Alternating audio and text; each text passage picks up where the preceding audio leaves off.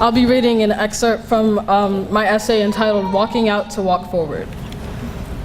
In a country where we must constantly be ready to guard our lives, it is not an option to be silent.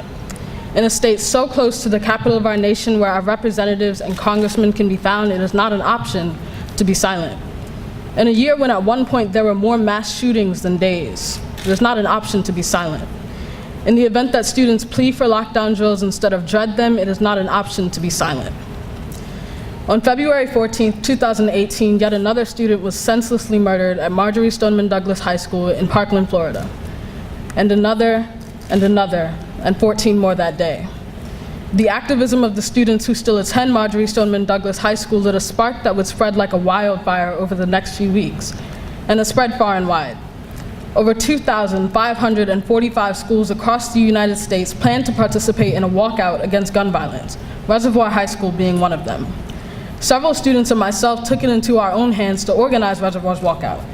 During this time, we would pay respect to those who had lost their lives, evaluate the effectiveness of our voices, and inform each other on how dangerous it is to stay silent about something that matters, regardless of whether we feel directly impacted. During the civil rights movement, Reverend Dr. Martin Luther King Jr. advocated for African Americans and other minorities by the use of peaceful protests, grassroots organizing, and civil disobedience. But one of the most well-known teachings of Dr. King is that the pen is mightier than the sword. Especially during such a trying time for people of color, being patient and peaceful must not have been easy, but it did stir change. Likewise, the walkout and other peaceful forms of protest might not be the quickest way to see the results that we would like to see, but it is surely more effective than remaining voiceless.